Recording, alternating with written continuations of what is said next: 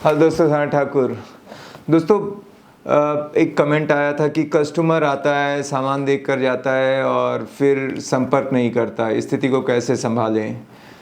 तो किसी भी बिजनेस के लिए ये एक नॉर्मल मतलब सामान्य चुनौती होती है कि कस्टमर आता है, सामान देखता है और फिर कहता है कि वो कल बताएगा, लेकिन इसके बाद वो फ़ोन ही नहीं उठाता या संपर्क में नहीं आता।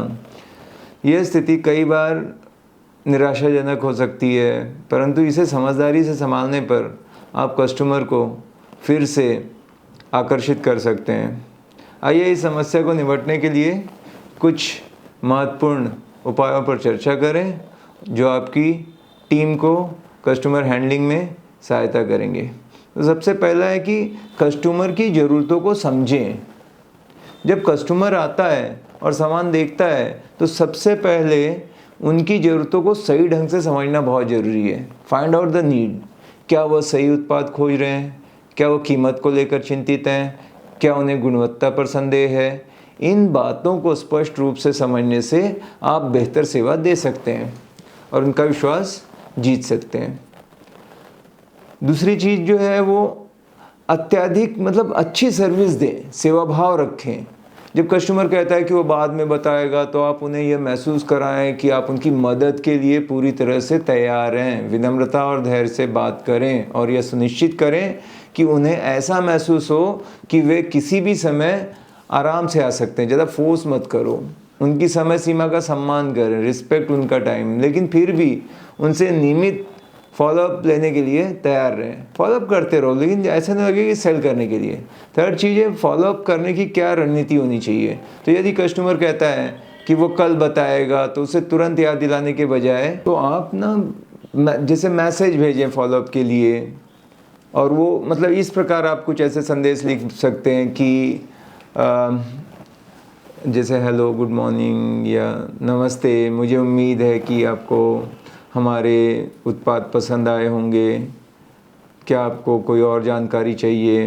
हमें आपकी सहायता करके खुशी होगी। आपका अनुभव कैसा रहा? अगर आपके मन में कोई सवाल हो तो हमें अवश्य बताएं। तो इस तरह से आप उनसे फॉलोअप ले सकते हो, जहाँ मैं बेचने की कोशिश नहीं कर रहा हूँ, या कस्टमर के लिए वैल्यू जोड़ें, वैल्यू ऐड करें। जब आप फॉलोअप करें तो केवल ख़रीदारी के लिए ही नहीं बल्कि उन्हें अतिरिक्त जानकारी भी दें जो उनके निर्णय को सरल बना सके। उदाहरण के लिए अगर उन्हें कोई विशेष प्रोडक्ट देखा था तो उन्हें यह बताएं कि उस प्रोडक्ट के साथ कौन से अन्य प्रोडक्ट अच्छे मिलते हैं, या उसमें किसी ऑफ़र की जानकारी दें। इससे कस्टमर को लगेगा कि आप केवल बिक्री के लिए नहीं बल्कि उनकी सही ज़रूरत को पूरा करने के लिए काम कर रहे हैं। और अगली चीज़ जो आती है कि जो नेगेटिव रिस्पॉन्स से ना बचें, मतलब रिजेक्ट फेयर, जो फेलियर है ना उससे ना डरें, या फियर ऑफ फेलियर या फियर ऑफ रिजेक्शन, क्योंकि कभी कभी कस्टमर सीधे मना कर देते हैं या फ़ोन नहीं उठाते। ऐसी स्थिति में निराश ना हो, यह मानकर चलें कि यह भी व्यवसाय का एक हिस्सा है।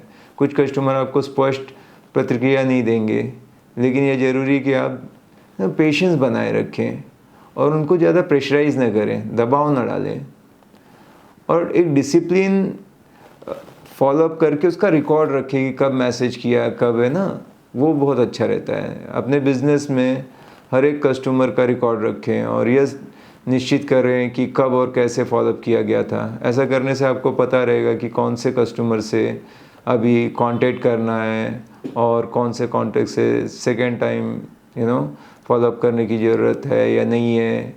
यह व्यवस्थित दृष्टिकोण आपको और आपकी टीम को हर कस्टमर को व्यक्तिगत रूप से संभालने में मदद करेगा। नेक्स्ट है कि थोड़ा सा अट्रैक्टिव ऑफ़र या डिस्काउंट की उसको दो, ऑफ़र या डिस्काउंट दो। कई बार कस्टमर ख़रीदारी के निर्णय में देरी करते हैं क्योंकि उनको लगता है कि वे बेटर डील कहीं और से पा सकते हैं। ऐसे में इफ़ पॉसिबल तो उनको सीमित समय के लिए कोई विशेष ऑफ़र या छूट प्रदान करें। इस तरीके से कस्टमर को एक बार फिर से आपके आने का प्रोत्साहन मिलेगा। नेक्स्ट है कि मूल्य आधारित कस्टमर संबंध बनाएं। मतलब यह समझें कि एक बार का कस्टमर आपके लिए दोबारा लौट कर आ सकता है अगर आप उनके साथ अच्छे संबंध बनाते हैं। कस्टमर को महसूस कराएं कि आप उनके लिए समर्पित हैं, ना कि केवल अपनी सेल करना चाहते हैं। दे फील लाइक कि यू आर हेल्पिंग देम।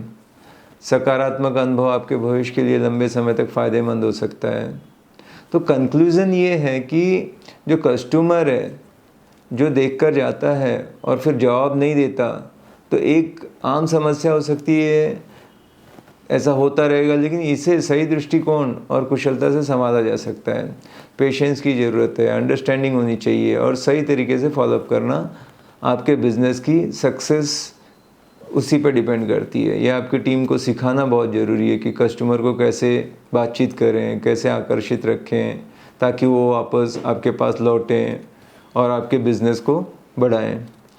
इस प्रकार की कुछ रणनीतियाँ हैं जिसको अपना कर आप अपनी टीम को कस्टमर हैंडलिंग में एक्सपर्ट बना सकते हैं और बिज़नेस रिलेशन को स्ट्रॉन्ग कर सकते हैं। अगर ये वीडियो आपको सही लगा तो hit like, comment and subscribe the channel. Thank you.